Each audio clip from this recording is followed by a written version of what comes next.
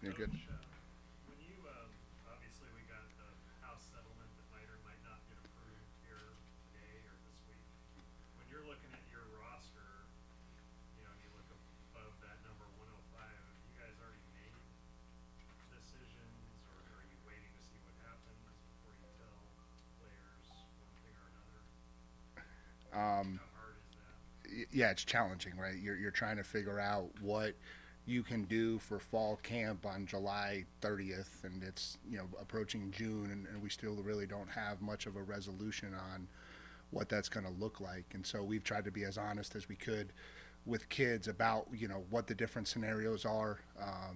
Right after we got done with all of those conversations centered around a number of 105, it shifted, right? And so then there was another conversation that needed to be had. And so I think the best thing you can do is just be honest with the kids, communicate with the kids, and empathize to some degree about the uncertainty, because it's more for them. That's what I've said to a lot of them. It's certainly it's challenging for us to manage a roster, but it's more challenging for a 19-year-old to not know what his place on a football team is as we head into the summer.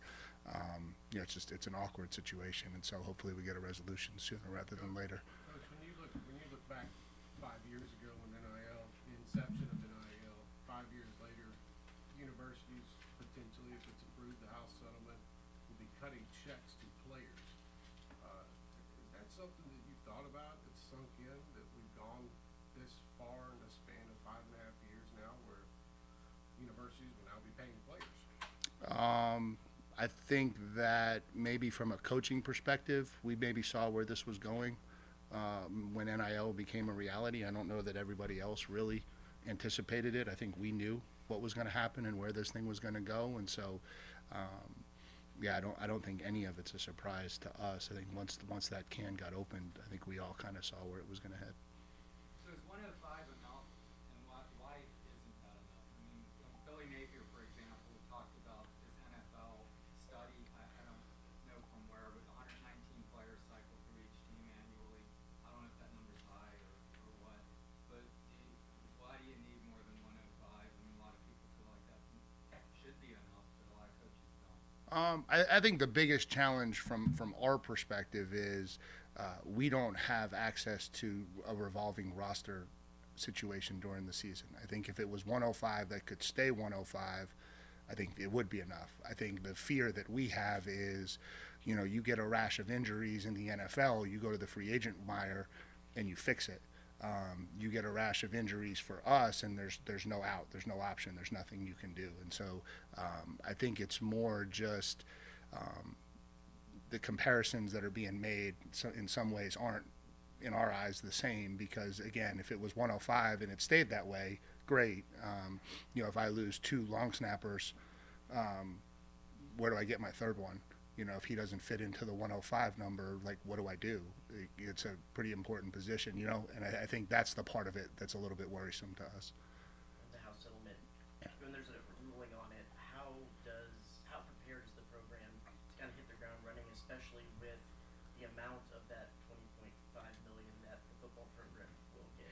Do you have an idea, or you're working with a number that um, is what you think it'll be? Yeah, I think obviously you've kind of worked through a whole bunch of different scenarios and situations, and again, it's challenging because these rules are supposedly going to be implemented if the House settlement goes through fairly quickly, and the season is also approaching fairly quickly, and so I couldn't imagine a professional sports league going into their off season, midway through their off season, changing the salary cap rules. But it appears as though that's what we're going to try to do, and so we'll kind of see how it works out. Last year, you guys, record-wise, were in good shape through end of October, and then lost three out of the last four. Have you identified? Was that schedule stiffening? Was it something else? Have you identified, what kind of happened those last few games? Yeah, I think it was a lot of things. I think, one, we were in a situation that we hadn't been in before, and we played back-to-back night games on the road in the SEC as the team, the team that was being hunted, and I don't know that we handled that particularly well. Certainly not down at South Carolina. I think, Auburn, I think we fought better and competed better, and then when you look at it, it comes down to a double overtime game, and us just trying to find a way to make another play, and then I think went back and forth toe to toe with a team that wound up in the NCAA semifinals and didn't get the job done in the last one, and so I think each one of them had their own kind of separate piece, but I think part of it is, and I've said this before to the team, success is never linear. And so I think when you're trying to build a program from where we were to where we want to be or where we should be, you want it to go smooth and you want it to go easy. It doesn't always work like that, and that doesn't mean that things aren't going in the right direction. It just means you got to make some adjustments and fix it moving forward. Mike, you were at an event recently where you talked about Texas A&M becoming the premier program in college football. I guess what's the thing that gives you the most confidence that that can actually happen? Yeah, I think we've got a tremendous fan base. I think we've got a tremendous resource situation. I think when kids come to watch a game in Kyle Field, the environment is unbelievable. I think they would argue that it's one of the best, if not the best, in the country. I think we've got a talent-rich state that we're recruiting from, and I think if we can pull it all together and get it moving in the right direction the way it's capable of, I think we have all of the boxes checked for what this program could and should be moving forward. I think we have to understand where we are and understand that we can't just want to be somewhere else and just snap a finger and get there. It's going to take a little bit of a process. When you look at perception of where we've been versus reality of where we've been, there's some work we have to do to become the program we're capable of becoming, and we're doing that on a day-to-day basis in the inside parts of our program, and see a lot of development, a lot of improvement, a lot of things moving in a really good direction. But it doesn't happen just overnight, and I think that's the thing that we've got to be careful with. Mike, how's Marcel handling the responsibilities that come with being the quarterback at Texas A&M? How's he handling that this spring? Yeah, I think he's been really good. I think obviously this is a good time because nobody's critiquing him. He hasn't lost a game, and so that's the easy part. But happy with how he's working, happy with the improvement he's made in terms of studying tape and doing the things that you want QB1 to do to develop and grow. Happy with the strides he made in the throw game in the spring. I think he'll continue to do that through the summer, and so Marcel's a great kid. He's obviously got a great family. His dad has instilled in him a lot in terms of what it means to be a professional college player and those types of things, and so happy with the improvement and the development, with also understanding that it's the honeymoon phase right now, and so there's a lot more coming down the road. Mike, what areas do you feel like you are better at this year than you were at the end of the year? All of them. Honestly, like when you think about year one to year two, the jumps that your program should make, obviously we had some departures on the defensive line and lost some talent, but when you talk about just like intricacies of the scheme, knowledge of what you're trying to do, strength and conditioning, development, overall program mentality, like from year one to year two, I think everything takes a step forward, and so we got 16 starters back, and we wouldn't be really good at our jobs if we weren't moving forward with 16 returning starters. And so, yeah, tougher. Yeah, obviously, ultimately you're talking about wins and losses, and that's still an unround football, bouncing in different directions and having to make plays in critical moments, and those are different things. But are we better? Yeah, across the board, we're significantly better.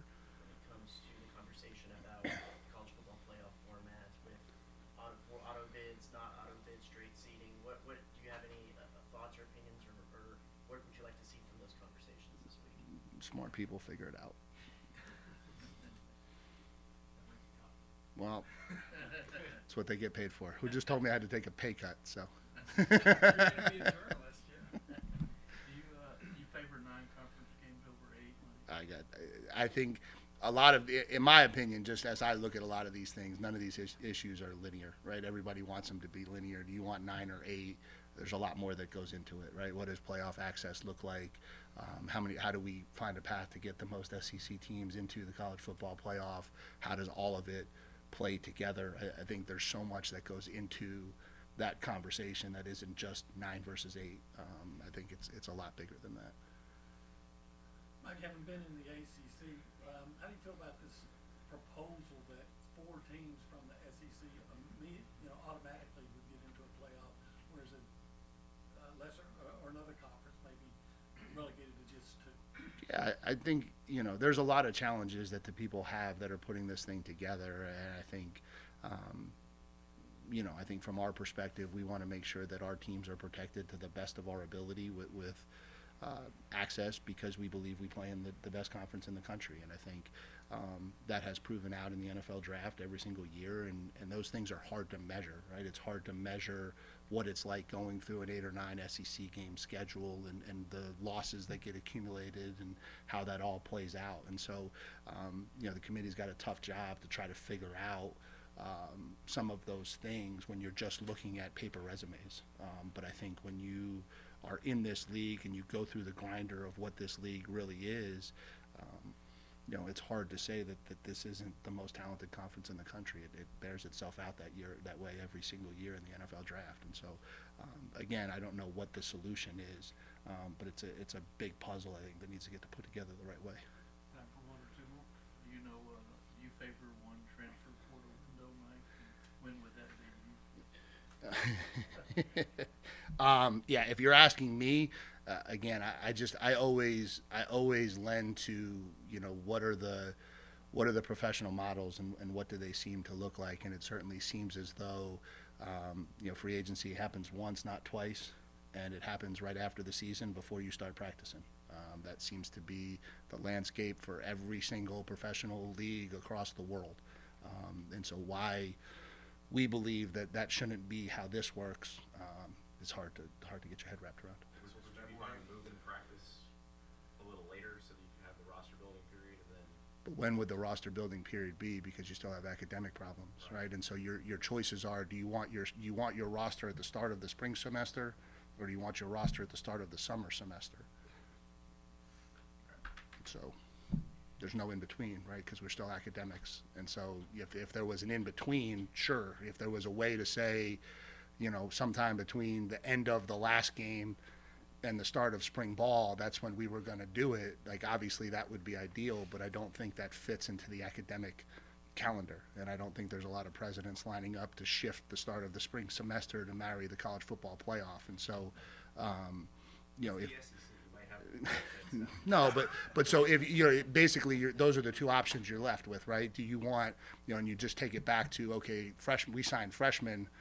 What is our preference? Is our freshmen to have them come in mid-year and try to get ready, or is our preference to have them show up in the summer and get ready? It's clearly been evidence that it's more productive if they show up for the spring semester in terms of what you can get done. And so there's nowhere else where it's successful another way. And so why we're trying to figure out another way, I don't quite understand. Thanks for your time, Coach. Yep. Thank you, guys.